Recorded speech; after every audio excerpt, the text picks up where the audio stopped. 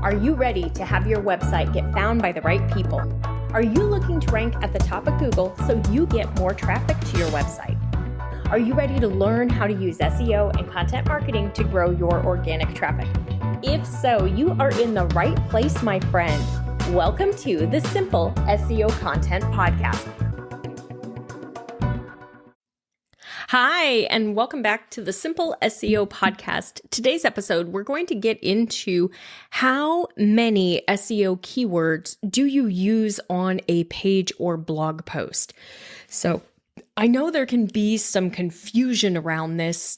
How many keywords do you use? How often do you use them? Where do you put them? What's the perfect amount of content for a blog post to rank for Google? All sorts of stuff like that.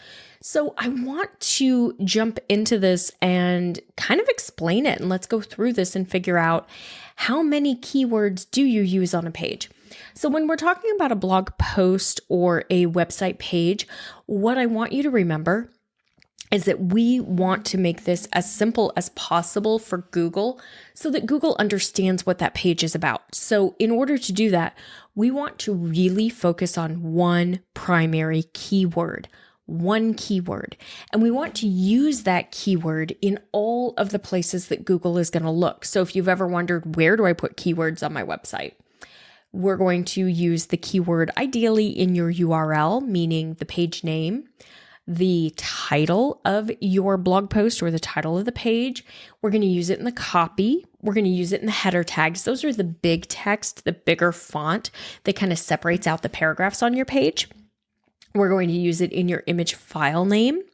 We're going to use it in your image alt text. And if you do an image title, you can use it in there as well. You're going to use it in your title tag and your meta description. There are lots of places that you're going to use the keyword. And each of those places, I want you to use the same keyword.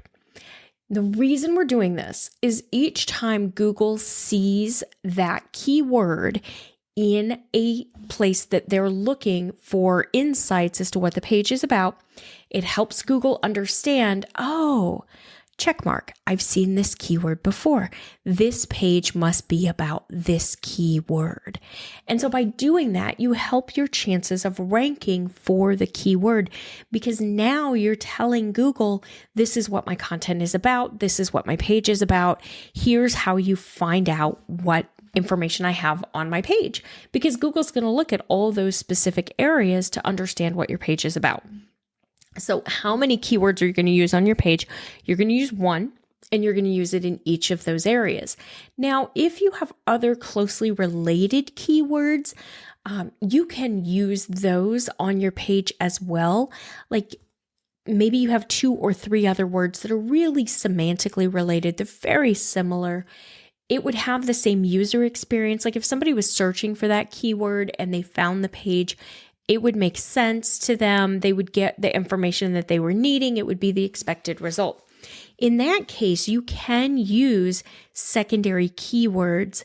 You're still going to want to choose one to be your primary, and the primary one should be the one that's got the best chance of ranking on page 1 and has the most search volume, because we want to be as competitive as possible, but we also want to compete for keywords with as much volume as possible.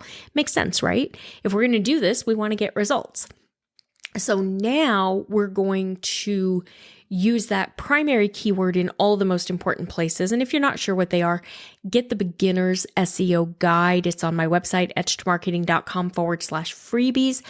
And the very last page is a checklist that's got the information. So it's like your cheat sheet. It makes it much easier for you. You're going to use that primary keyword in each of the places that Google is going to look. And then if you have a secondary keyword, you can use that like in your header tags and in your copy, because you can potentially rank for multiple keywords for that particular page.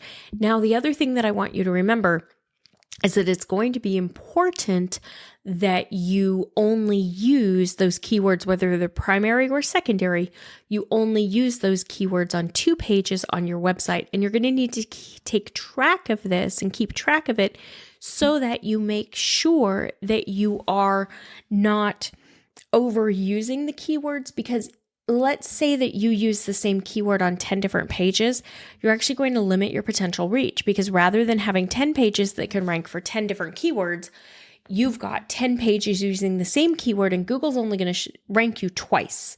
So you have 8 pages that have no chances of ranking. So that's why it's really important to make sure that we're using different keywords and that we're using one primary keyword on your page. And then if you want to use a secondary one, you can. I hope this makes sense. If you have any questions about how you choose keywords or where you use them, what you do with them, I am hosting a free live website traffic booster class this week. We kicked off yesterday. It will run through Friday. We meet each morning in a private Facebook group. It's about 30 minutes at most. Like, it's a pretty quick lesson. We're going to go in. I'm going to talk to you about it. I'm going to teach a little bit on SEO and how it works, give you a chance to ask a few questions. And then hopefully, if you're ready, you'll join me in Simple SEO content. This week, we're going to be kicking that off for the new year. So if you've been thinking, I want to learn how to drive traffic to my website, I want to get found on Google, I want to show up, I really need to learn SEO, now is your time. Join the 5-day website traffic booster class. It's okay that you're coming in on day 2 because you can still watch the replay video from day 1 and be caught up easily and quickly. And then join me in Simple SEO content and learn how to do all of this so that we can get your website found and get traffic coming in. And then I'm working on the next class for you, which will be simple email list building that's going to help you take that traffic and get them onto your email list. So we're going to work on that this year. We're going to work on getting a funnel going for your business. And I'm super excited. For now, that's it for today. Make sure you sign up for the website traffic booster class. I'll put that link in the show notes in the description for you so you have it. And if you do not yet have a copy of the Beginner's Guide to SEO, be sure and get that as well. It's going to be super helpful for you. That is at etchedmarketing.com/freebies. All right, that is it for today. I will see you back here next week. Bye for now. That's all for today's episode of the Simple SEO Content Podcast. I want to thank you so much for joining me. Make sure you visit my website, etchedmarketing.com, and visit the Freebies tab. Right there, you're going to find the SEO Content Quick Start Guide along with the free SEO class. So you'll have everything you need to know to get started with SEO and content marketing. Then do me a favor, if you wouldn't mind, if you would do a rating and a review of this podcast on your favorite platform. That would really help spread the message, and I do greatly appreciate it. If you have any questions, you can always DM me on Instagram at Etched Marketing Academy, and I will see you right back here next week.